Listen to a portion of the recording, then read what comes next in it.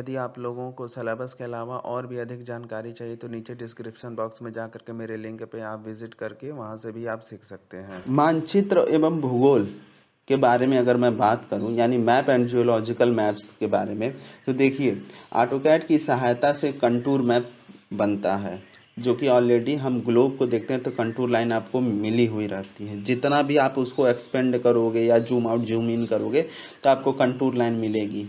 ये वही इस तरीके से काम करेगा जैसे कि आपका उत्तरी पोल और दक्षिणी पोल हो, ठीक है ना।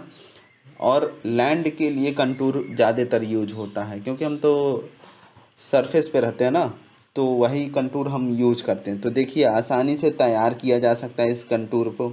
कंटूर पे क्या होता है, राइज फॉल आपको पता चल जाएगा, ठीक।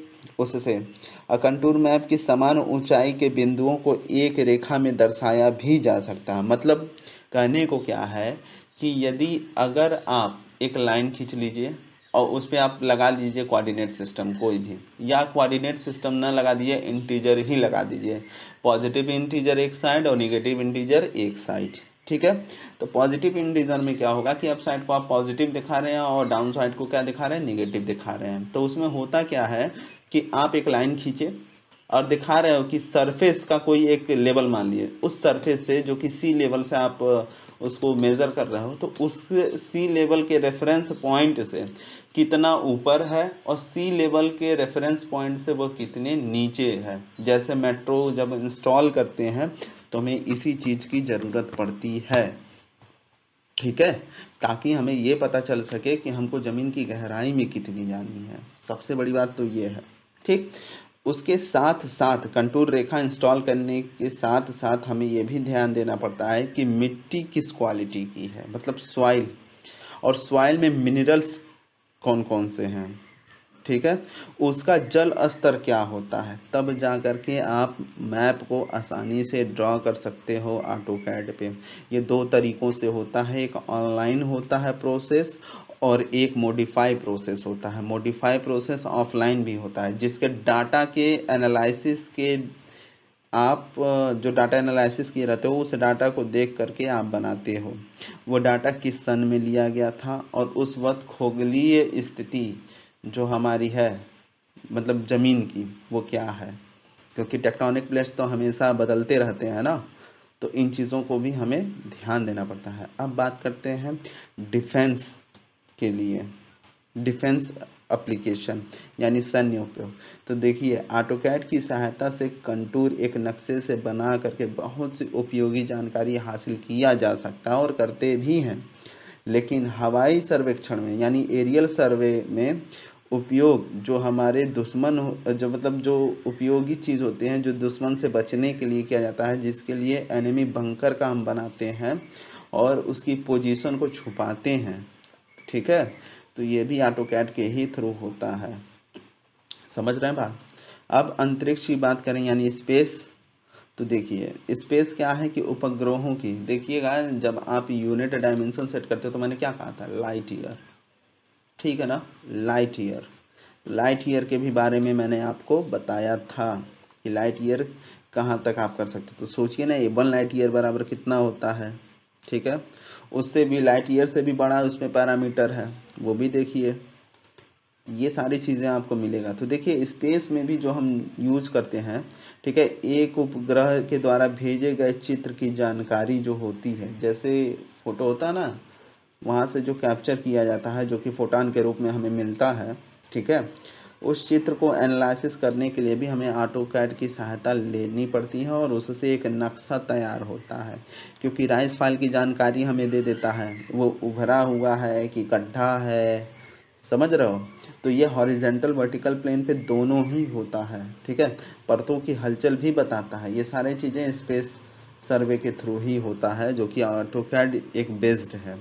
अब इंटरटेनमेंट की बात करें यार, इंटरटेनमेंट में देखिए सबसे बड़ी बात है फिल्म की सेटिंग हुई, फिल्म का एनिमेशन तैयार करना हुआ या कार्टून हुआ या लाइव मॉडल भी तैयार करते हैं, ठीक है, सिनेमा देखते हैं, वर्चुअल और रियल दोनों में ही आपका ये काम आता है, ठीक है।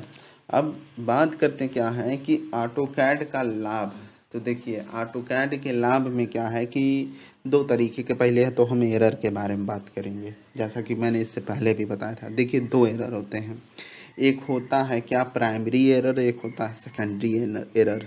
अकॉर्डिंग टू योर सिलेबस या जो भी जानकारी आपको दिया जा रहा है, तो देखिए इसमें होता क्या है, प्राइमरी एरर में ऐसी एरर जो बटन दबाने या सुनने या डाटा को एनालिसिस करने में जो गलती हो जाती है, ठीक है, उसको प्राइमरी एरर कहते हैं।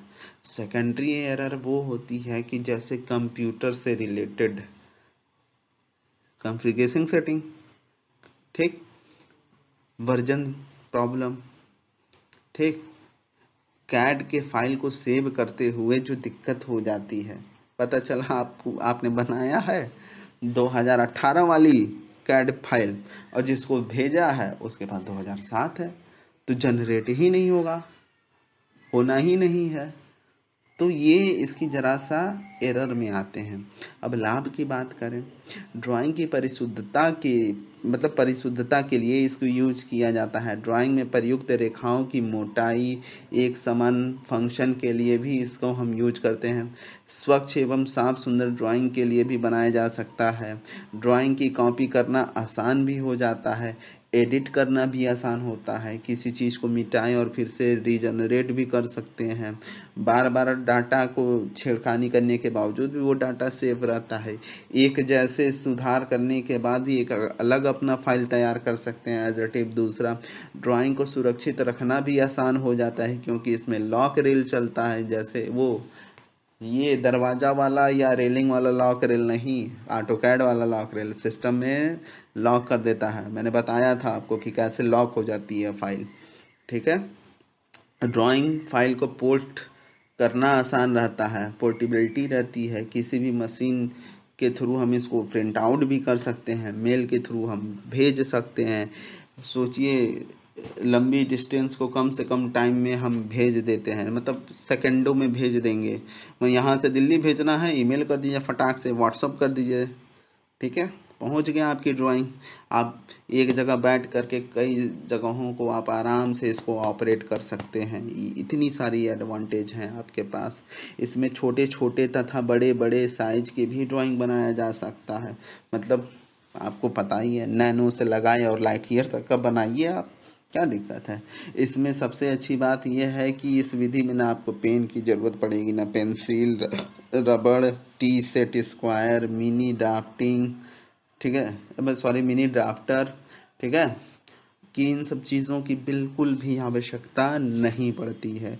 इस विधि में जो कार्य करना आसान होता है वो आदमी के दक्षता के ऊपर, मतलब इफ़िशियंसी के ऊपर डिपेंड करता है कि वह आदमी किस तरीके से काम कर रहा है, ठीक है।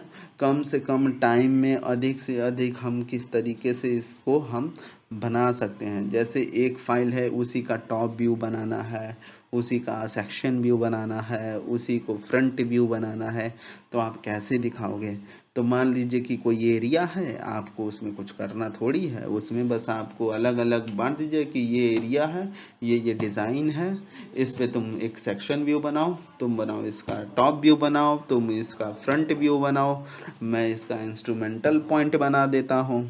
तो इस तरीके से 4 लोग मिल करके उसी समय में, ठीक है, 1 घंटे के अंदर 4 ड्राइंग तैयार होगी और फिर चारों ड्राइंग को एक फाइल में असेंबल करके या टाई अप करके एक स्थान पे रख करके उसको प्रिंट आउट दे दो आप, नहीं तो चाहो जितना दूर जहाँ पे आपका काम हो रहा है वहाँ पे भेज दो, सीधी सी बात है।